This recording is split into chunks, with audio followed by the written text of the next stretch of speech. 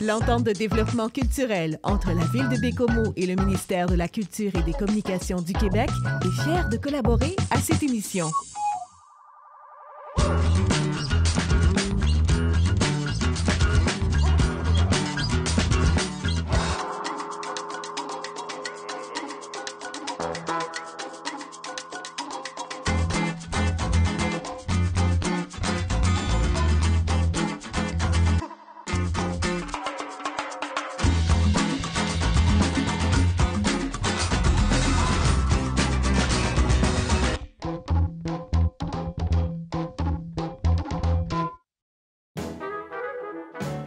Bienvenue à bord de ce nouvel épisode qui met en lumière les avancées technologiques et les moyens de transport de l'époque. Embarquez! La seule manière de venir à Baie-Comeau, c'est de prendre le bateau de Rimouski à ici. Puis aussi penser que 1937 à 1945, la guerre en 1939, les sous-marins qui montaient sur la Saint-Laurent, on le sait, ils ont été bien vus.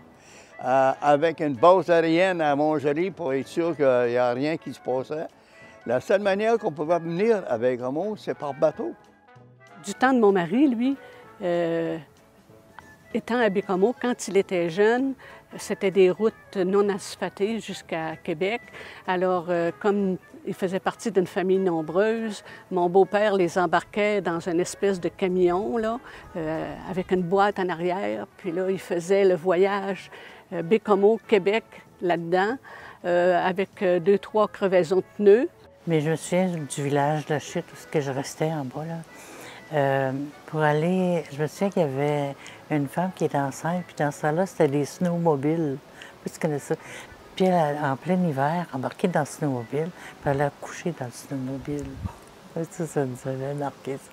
Ce qui est intéressant de savoir, c'est que nos amis de Franklin, puis de Godbout, puis de Baie-Trinité, elles, n'avaient pas de route à ce moment-là. Ça, c'était en 1957-58. Puis il n'y avait pas de route. Donc, ces filles-là s'en venaient pensionnaires ici parce qu'il fallait qu'elles s'en viennent par bateau d'aussi près que Franklin pour s'en venir à Baie-Comeau. Alors, on s'est fait des bonnes amies, des filles de plus loin sur la Côte-Nord, mais qui avaient beaucoup de difficultés à sortir de la Côte-Nord. Il y a des dames qui, pour aller à l'hôpital à Baie-Comeau, que la première hôpital qui est ouvert à Baie-Comeau, c'était avec des truites maintenant. Ils prenaient le bateau au quai. Ce que je reste, c'est la Chute aux Sables en bateau, puis ils s'en allaient à l'hôpital de Baie-Comeau en bateau. Et puis rendu, même de mon temps à moi, là, en 60 et en 58, là, pour s'en venir de la Haute-Côte-Nord à Baie-Comeau, il fallait prendre le bac à Berzimis, là. Alors, mon cousin, qui, lui, voulait pas manquer la traversée, il se mettait à klaxonner, là, comme dans ce temps-là, on parlait en 1000, 4-5 000 avant, jusqu'à temps qu'on arrive au bac, parce que là, le bac nous attendait. Il savait que mon cousin s'en venait. Un peu particulier.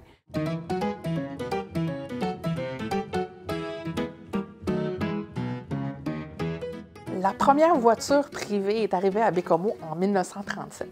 C'est M. Émile Lavoie qui l'avait acheté. Il avait acheté ça à Québec. C'était une Chevrolet rouge vin. Pour la faire venir à Baie-Comeau, elle a été mise sur le traversier le Jean-Brillant. Lorsque la route a été construite jusqu'à Baie-Comeau en 1943, elle portait le nom de Route 15. 5 ans plus tard, elle rejoignait Franklin, puis elle a été inaugurée à Sept-Îles en 1961. La plupart des villages étaient quand même reliés par des petites routes qui n'étaient pas nécessairement carrossables l'hiver, où il y avait des traversiers. Donc, par exemple, avant l'ouverture de la route à Franklin, il y avait un petit traversier qui faisait le chemin entre Baie-Comeau et Franklin. Le dernier pont de glace en Manicouagan, c'est celui de la rivière Berzimis.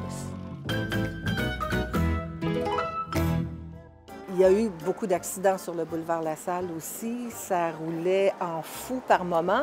Et nous, où on restait, c'était dans une courbe. Et on a un voisin, un petit peu de billets chez nous, chez M. McNeil, qui avait un mur pas de briques, mais de roches. Je ne sais pas combien de fois il s'est fait démolir son mur parce que les autos allaient frapper. On a une école qui a brûlé. On appelait ça le poulailler dans le temps. J'allais monter en secondaire 5, puis ma sœur montait en secondaire 3. Puis là, on n'avait pas d'école. Fait que mes parents avaient fait des démarches pour aller dans un couvent. C'était le fun, un couvent, à Saint-Damien-de-Bellechasse. Puis on a passé l'année là. Mais à Saint-Damien, il y avait beaucoup de gens qui venaient de l'extérieur. Fait qu'ils permettaient aux étudiants qui étaient là d'avoir un 4 jours par mois de congé. Et nous autres, ça nous faisait partir de Saint-Damien. On prenait, je te dirais, je m'imagine 1h30 là, pour me rendre à la gare centrale à Québec. Après ça, là, on prenait l'autobus. Après ça, là, on prenait le Saguenay, on prenait la traversée du Sac. Puis souvent, on restait pris dans les glaces. Ça pouvait être 3-4 heures. Il fallait attendre que les glaces se retirent pour être capable, parce qu'il n'y avait pas de casse-glace ou de brise-glace dans ce temps-là. C'était ardu de voyager en hiver. Surtout cette année-là, là, on n'avait pas vraiment aimé ça parce qu'on arrivait brûlé ici, puis on repartait tout de suite après pour retourner dans ce collège-là. Fait que les voyages en hiver, les transports d'hiver du temps, là, on sortait pas beaucoup. Lorsqu'on grandit sur un boulevard, je ne sais pas si c'est le cas de tout le monde, mais on s'habitue au bruit. À un moment donné, il n'y a plus rien qui nous dérange ou qui nous réveille. Et je me souviens, adolescente, ma chambre donnait sur le boulevard, de me réveiller un bon samedi matin ou un bon dimanche matin, de voir du verre cassé dans la rue, en face de chez nous, à me dire « Ah, il y a eu un accident la nuit passée. » J'ai jamais rien entendu. Partons à la découverte de nos invités. Laissons Marcel Arsenault, passionné d'histoire, se présenter à vous.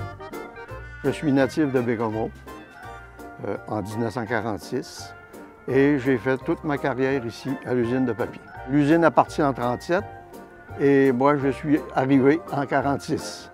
Alors c'est ça, j'ai commencé à travailler à l'usine en 1964. Merci, M. Arsenault. Ah, les stars sur le quai, ça c'était les petits stars sur le quai. Ça c'était lequel qui ferait le plus de boucanes, les shows de boucanes. On était peut-être 3 ou 4 qui avaient des autos assez performantes là-dessus. Là. Papa, il n'y avait pas de char, on n'avait pas de char, nous autres. Premier char, première voiture en 1967. Là. On avait une Challenger 70 mauve et blanc. On était quelque chose, 4 vitesses au plancher. Puis c'était celui-là qui allait faire le plus de boucanes. C'était terrible. Tout le monde nous regardait faire, tout le monde nous pompait. Vas-y, t'es quand même... Ah, ça n'avait pas de sens. On était une gang de petits malcommodes, peut-être, on disait ça, malcommodes, mais on avait décidé qu'on aimerait bâtir un avion. Mais comment bâtir un avion? Puis on avait un nommé, je vais le nommer parce qu'il était fier de sa shot. Il s'appelle Ed Silver. Puis lui, il avait toujours l'avant-garde dans le mathématique puis tout ça. Puis il dit, si on aurait des draps, puis on aurait ci, puis on aurait ça, on pourrait faire un petit avion, puis on pourrait le faire voler. Je suis sûr de ça. Mais quelle sorte de moteur? Bien, il dit, là, ça nous prendrait une grosse trip.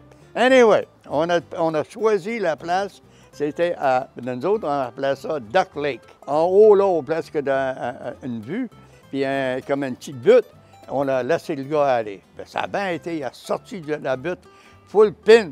Mais tout de suite, dans le moteur arrêté, là, il a full pin directement dans le lac. Ça, c'est une chose qu'on ne pensait pas. Puis là, il fallait, parce que ça c'était l'été, là, il fallait aller le chercher dans son avion pour le sortir. Vous avez réussi? On a réussi, mais on a eu peur à Moses. Puis je te garantis que ça a fait chauffer les derrières, c'était pas longtemps. Ça, on n'avait pas de chauffer les derrière.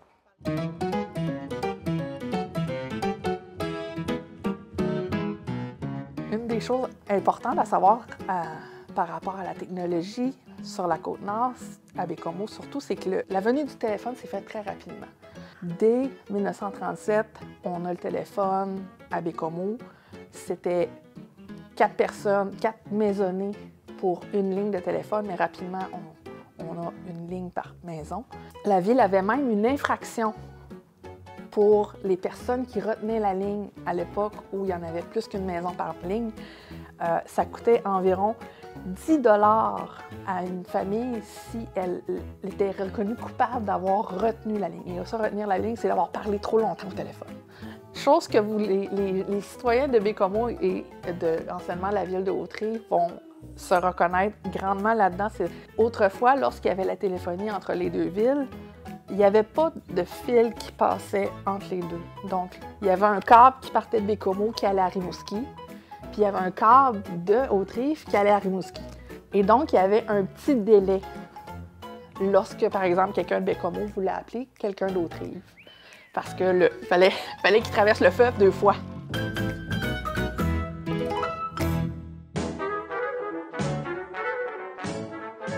La TV n'est pas encore omniprésente, hein? Puis les ordinateurs, c'est pas encore présent, ça là. Ça fait que s'amuser à décrocher des clous sur l'établi à M. Côté, sur son étau avec un marteau, puis en se pinçant les doigts, puis on se faisait mal. Mais c'était pas grave. On était sale un petit peu, mais il fallait se laver les mains en arrivant à la maison. Là. Ça, c'était bien important. Le premier sur la rue Laurier qui a eu une télévision, c'était M. Baudin. Et je crois que c'est lui-même qui l'a montée. Il avait fait tenir les pièces. Il était technicien dans les opérations forestières. Alors, il a assemblé sa télévision lui-même. Après ça, bien là, les télévisions ont rentré graduellement. Parce qu'à l'époque, là, il n'y avait pas de carte de crédit. Quand tu achetais, c'est parce que tu avais le moyen d'acheter. Bien, alors moi, les premières années, puis ma soeur, mon frère, on allait écouter comme les familles Plouffe sur un M. Levasseur. On allait, M. Nadeau, il y a eu, on allait écouter dans ce temps-là le Lone Ranger puis Kit Carson. Hey, les jeunes, on aimait ça. C'était en noir et blanc. Ben, je me rappelle, ma soeur nous gardait un soir, puis le voisin avait une télévision. S'habillait en plein hiver, puis la fenêtre d'en arrière était, on se couchait sur le banc de nez, puis on regardait l'image. Quand je suis arrivée ici à l'école normale, la TV prenait beaucoup plus d'ampleur dans les foyers, mais les émissions n'étaient pas toujours, comment je pourrais dire, bien acceptées par tout le monde. Alors, je crois que c'était un organisme genre les Lions, quelque chose du genre, je ne me souviens pas trop, là. Et puis, il avait décidé de faire un concours, un débat oratoire plutôt. La question était pour ou contre la télévision. Et tu me fais penser que mon chum était dans l'équipe des gars, puis moi, j'étais dans l'équipe des filles. Puis à ma grande surprise, semble-t-il que ce soit là qui m'ait vu pour la première fois, mais moi, je ne l'ai pas vu. Nous autres, les filles, on a gagné le débat. Puis dans ce temps-là, c'était toutes des antennes à l'extérieur, sur les maisons ou sur la montagne. Comme chez nous, l'antenne était sur la montagne. Alors, c'est un monsieur Radio-Télévision, Edgar Télévision, qui nous l'avait vendu. Je me rappelle, une Sylvania, noir et blanc. Et dans ce temps-là, c'était des télévisions à lampe. Les transistors, ça n'existait pas. Alors, quand tu avais un problème, tu l'appelais, il venait à la maison avec sa valise pleine de petites lampes. Puis il préparait ça, puis il rajustait ça, puis il s'en allait. Bien, toutes les technologies ont révolutionné la ville, toute la gang. Toute la gang. Je suis passé de la TV noir et blanc en couleur, qui n'était pas belle, pas en tout, mais que c'était toute une affaire, mais qu'un an, 2 ans après, hop, elle a une autre TV qui était belle. Les technologies, les téléphones. Le téléphone, ça n'a pas changé tellement, à part qu'ils ont rajouté des numéros, là. C'était 2, 3, 4, 6, puis après ça, c'était 6, 2, 3, 4, 6, puis après ça, 2... Mais le téléphone est resté pas mal égal tout le temps. Puis le téléphone chez nous, ben mon Dieu, il ne rougissait pas. La mère a parlé au téléphone en faisant son ouvrage à la maison. Non, ça marchait le téléphone. Ça marchait beaucoup, beaucoup, beaucoup. Ah ben c'est sûr qu'au niveau de mon travail, c'est au niveau de Desjardins, ça l'a monté vite. Hein? On n'avait quasiment pas mis une machine à notre main ou un programme. On ne l'avait pas fini de la prendre, puis en sortait un autre. Ça améliorait toujours le service. Sauf que nous, là, en arrière, là, on ne savait pas toujours ce qu'on faisait. Là. Des fois, on faisait des erreurs. C'était toujours corrigeable, mais c'était plate. Il fallait fouiller pour trouver ce qu'on avait fait une erreur. Je vivais une évolution avec un grand E, là, E majuscule, évolution. Là, tout changeait vite, vite, vite, vite, vite. Ça change encore vite, mais là, c'est tellement différent, c'est plus de la même façon. Là.